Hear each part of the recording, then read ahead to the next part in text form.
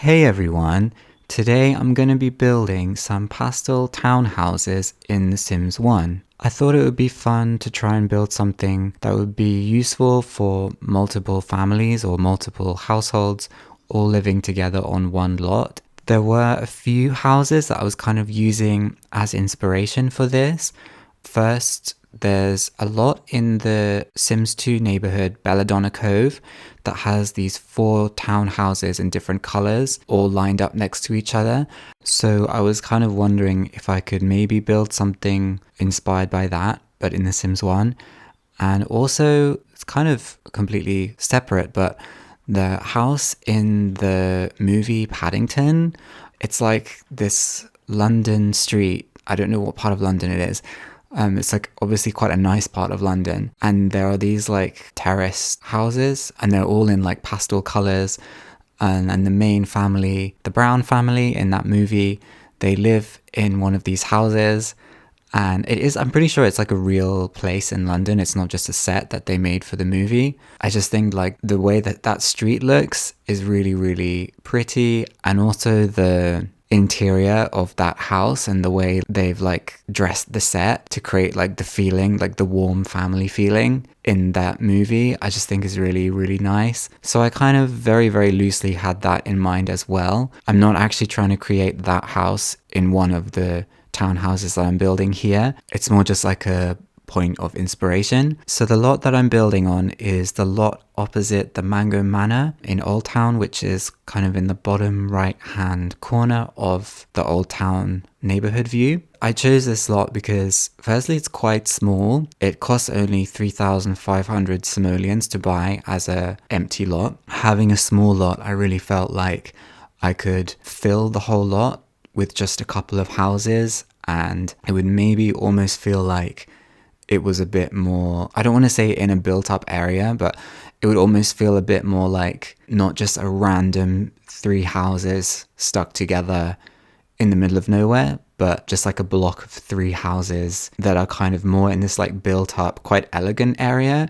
Because I feel like that part of Old Town is quite elegant. You've got the Mango Manor and the Courtyard Villa and the Goth Senior house. So that's why I went for that lot, and I thought I don't really need a huge lot because each house itself is not going to be massive. As I got more into building, I was like, the feel of each house inside is quite cozy. It's quite small, really. These are not like super spacious, airy houses. Like the hallway, for example, is just like 2 tiles wide, and one of the tiles is for the staircase. I was definitely leaning towards this kind of like compact, cozy feel for the houses. So I want to talk a little bit about the layout. They've all got the exact same floor plan. So when you go in, you've got the staircase on the right hand side of the hallway, and then a main kind of living, entertaining family room on the left hand side. Then in the room just behind, you've got a dining area, which is joined up with the kitchen, which is kind of tucked away just behind the staircase. And then there's a back door on the left-hand side of the back wall that goes out into a little private garden area. And each house has the exact same number of tiles and the exact same amount of space in the garden area that's allocated for each house as well. Then when you go upstairs, as soon as you get to the top of the stairs, you've got the bathroom right in front of you. Then on the left, you've got a door that leads out onto kind of a balcony area. Then there are 2 main upstairs rooms, a larger main bedroom, and then a smaller room that could either be a bedroom or a study or maybe a child's bedroom. And as you'll see, I kind of gave different functions to these different rooms across the 3 different houses as I was going along. So when I initially started building, I was just focusing on the house on the left to kind of work out what I wanted to do before kind of transplanting everything, if that's the right word, to the other 2 houses, because I wanted them to be the same. For example, like I had to like shift the size of the hallway slightly and the position of some of the doors, but I was not quite sure who I wanted each house to be for. At first, I was kind of like telling myself a story a little bit in my head, like, oh, this could be maybe for this kind of sim, that house could be for that kind of sim, or like which sims would you maybe find living next door to each other and why. Like I was trying to flesh that out in my head a little bit. And I kind of decided on this idea that each house is furnished with a particular type of sim or family in mind. So the first house on the left is really for a couple, probably an older couple.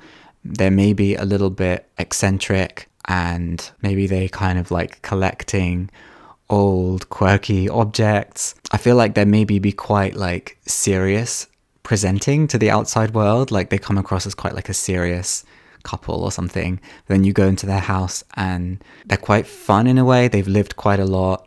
They've experienced a lot, and they want to like express their personality, but at the same time, maybe there's a certain like conservatism to how they like to decorate. I feel like there's a kind of a mixture of both. That's what I had in my head anyway. And then the second house, so the house in the middle, I decided I wanted to have for a family, a young family, so 2 parents and up to 2 children. 1 or 2 children. And so I wanted to make sure there was like a certain allowance for children's activities, and I wanted the feel of the house to be a little bit more like light and bright. And then the third house, so the house on the right, I wanted to be for like a pet lover, like an animal lover who maybe lives alone.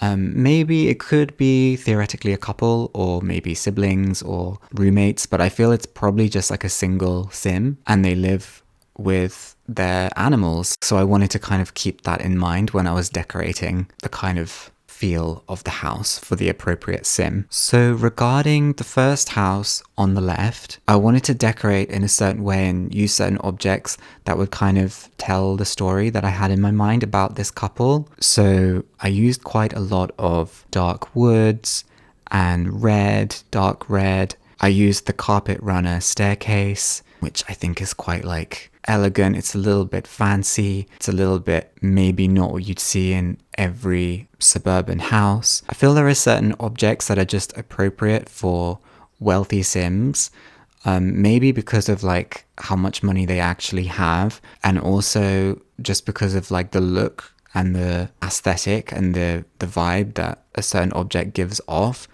So I use, for example, like the grandfather clock, which I don't use very much because it's quite expensive, and the moose's head in the living room. I used the luxury Persian rug and the dark red velvet and gold 4-poster bed, and also that stuffed bear statue, which is like a little bit, I don't know, a little bit strange. I don't know. We're going to just say that it's not a real bear, okay? It's just a statue. I also ended up painting this house kind of a gold yellow color, which is sort of the most, I'd say, like muted color of the colors for the 3 different houses. Whereas the middle house is painted kind of this light pinky purple kind of color.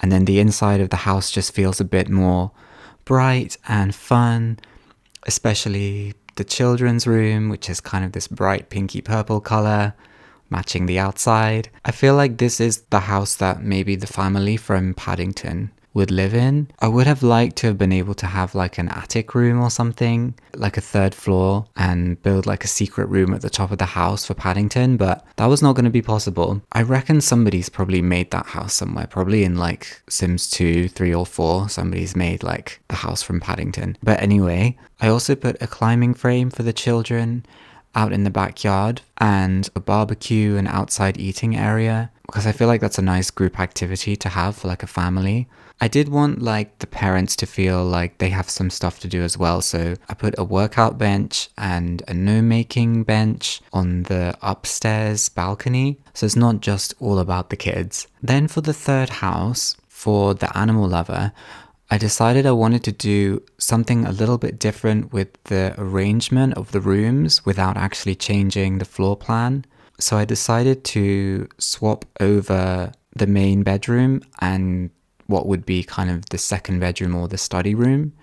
And I thought probably the sim who lives here is happy to just have like a small room to themselves, but they probably have so many animals like roaming around the place that they need more space for the animals to be kind of comfortable everywhere. So there's like a whole room kind of dedicated to animals. and that's the room at the front of the house with like plenty of like pet beds and a bowl for a fish and a guinea pig and a place for a turtle, or is it an iguana? I think it's a turtle.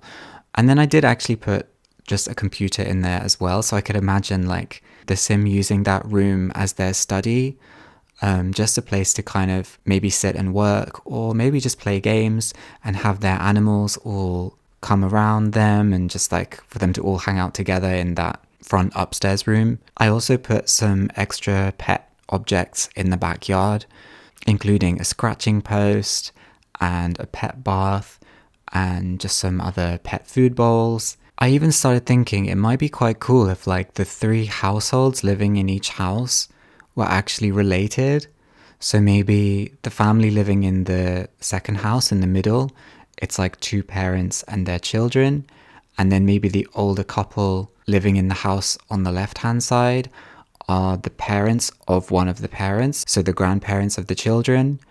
And then maybe the sim who's the animal lover could be like an uncle or an aunt to the children, and they all live together in this little strip of houses. I don't know, they could have their separate spaces and their own lives, but also very easily come together and eat together, spend time together if they want to. I closed off all of the backyard spaces with the black railing fence, so you can't go between those backyards without going into the other person's house. I did initially think of using the privacy fence, the really tall wooden fence, but it actually made it quite hard to see what was actually in each garden, like from the player's perspective, which could make it a bit hard to like select objects and click on things. And also it kind of made it feel a bit less, I don't know, cozy, or it kind of gives the feel of like, I don't want to talk to my neighbors. I don't want to talk to the people next door. I just want to be, alone, which is fine. And like, actually, you could absolutely have that need for like privacy if you're living in close quarters with other families. But I just felt like that atmosphere was a little bit more pleasant if you could kind of, peep over the fence and like greet your neighbor. I guess you could always go in and remove one section of fence between the different gardens, and then Sims could just move freely between them if it was all one family spread out living in the different houses. So that's an option too. I also wanted all of the front yards to have a kind of consistent look while still being unique. So each household has the opportunity to kind of have what they want in their front yard, but maybe there's sort of like a neighborhood agreement of like, guys, can we like not have anything too crazy in the front yard because it doesn't match the feel of the neighborhood. So I decided to kind of express that in a way with like 3 different benches. Each house has like a bench outside in the front garden area, but it's like a different bench. So the older couple, they have like a lover's swing. And then the middle house has just a nice dark wood classic kind of looking bench. It's the one that is outside the Goth family house. That's the one I always think of it as. I always picture Mortimer and Bella sitting on that bench together. And then the house on the right has the vacation island bench, a bit less fancy, a bit less like refined. It's just like planks of wood that have been slapped together. That's the kind of feel. It's laid back, I don't know. But all of the front gardens have like flowers and a few shrubs, and they're all separated from each other like the backyards, but it wouldn't be difficult for the families to just go between and like hang out with each other in each other's front yards if they wanted to. So that option is there. If you want to download this lot and add it to your game, I will leave a link in the description so you can do that. Do leave a like and subscribe to the channel if you've enjoyed this video, and I will see you in the next one.